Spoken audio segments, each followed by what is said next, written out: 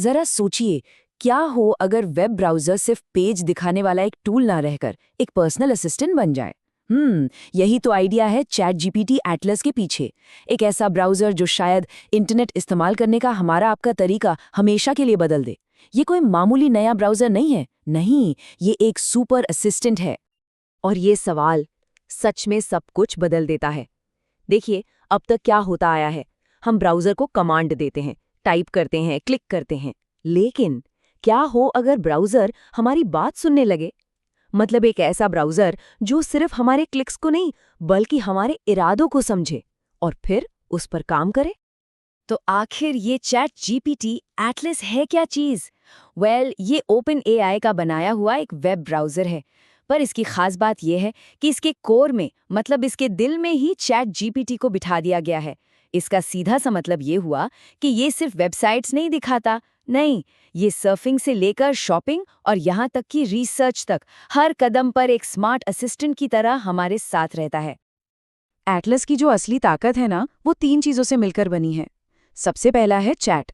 सोचकर देखिए, किसी भी वेब पेज पर हैं और कुछ समझ नहीं आ रहा, कोई बात नहीं, बस साइड बार में अपना सवाल टाइप कीजिए। दूसरा है मेमोरी। ये हमारी सहमति से याद रखता है कि हम क्या खोज रहे हैं, ताकि वो हमें और बेहतर पर्सनलाइज्ड मदद दे सके। और फिर आता है तीसरा और सबसे दमदार फीचर, एजेंट मोड। ये तो कमाल है। ये हमारे लिए रिसर्च करने से लेकर टिकट बुक करने तक सारे के सारे मुश्किल काम खुद ही कर सकता है। सुनने में तो ये सब बहुत बढ़िया लगता है ना? लेकिन असल में इसे इस्तेमाल करना कैसा होगा? चलिए एक नज़र डालते हैं कि एटलस के साथ रोज़मर्रा का एक्सपीरियंस कैसा हो सकता है। तो एटलस के साथ शुरुआत करना काफ़ी आसान है। सबसे पहले तो अपने पुराने ब्राउज़र से सारे बुकमार्क्स और पासवर्ड्स बस एक क्लिक में इंपोर्ट हो जाते हैं। फिर शुरू होता है असली जादू। मान लीजिए कोई लंबा चौड़ा आर्टिकल है, पर पढ़ने का वक्त नहीं है। कोई दिक्कत नहीं, साइड बार से बस उसकी समरी मांग लीजिए। या फिर 2 प्रोडक्ट्स के बीच कन्फ्यूजन है, टैब बदलने की ज़रूरत ही नहीं, वहीं पर उनकी तुलना हो जाएगी। और अगर कोई बड़ा काम आ गया, जैसे मान लीजिए दिल्ली से मुंबई की फ़्लाइट बुक करनी है, तो बस एजेंट मोड को बताना है और वो सब कुछ खुद ब खुद कर देगा। और हाँ, सबसे ज़रूरी बात, कंट्रोल हमेशा हमारे हाथ में रहता है। हम तय करते हैं कि ब्राउज़र को क्या याद रखना है और क्या भूल जाना है। लेकिन देखिए, एटलस सिर्फ एक काम आसान करने वाला टूल भर नहीं है। नहीं, ये इंटरनेट की दुनिया में एक भूचाल लाने की ताकत रखता है। और इसका सबसे बड़ा खतरा किसे है? गूगल जैसी बड़ी बड़ी कंपनियों को। इस फर्क को समझने के लिए जरा सोचिए कि हम अभी इंटरनेट कैसे इस्तेमाल करते हैं। एक टैब में गूगल सर्च खुला है, दूसरे में कोई आर्टिकल, फिर वहां से कुछ कॉपी करके तीसरे टैब में पेस्ट करना।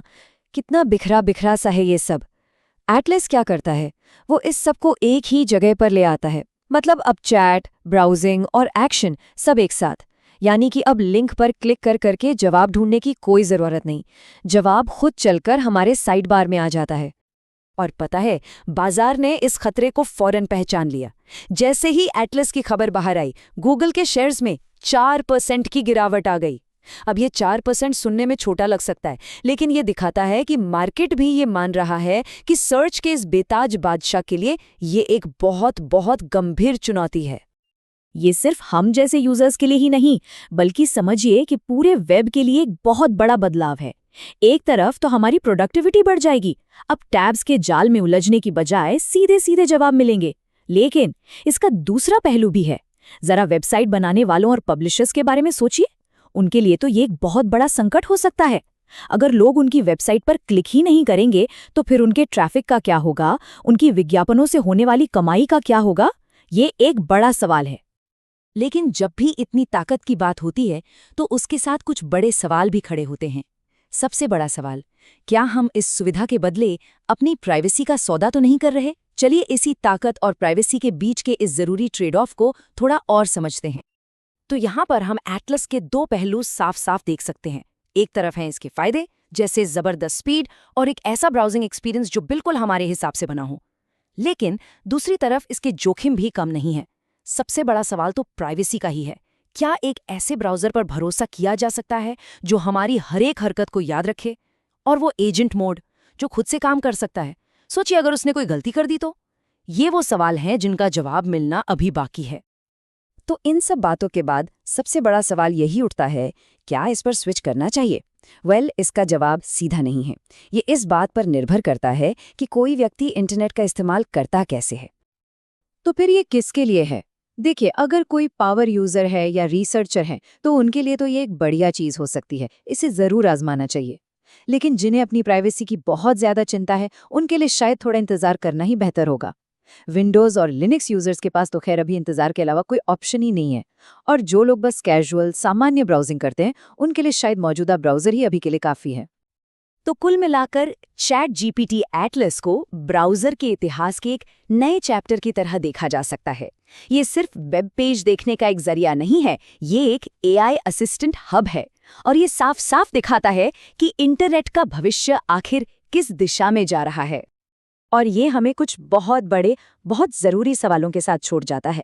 क्या क्रोम और सफारी जैसे आज के बड़े ब्राउज़र कल इतिहास बन जाएंगे?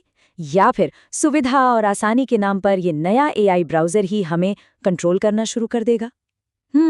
भविष्य में जो भी हो, एक बात तो तय है, इंटरनेट अब वैसा बिल्कुल नहीं रहेगा जैसा हम उसे आज तक जानते आए हैं।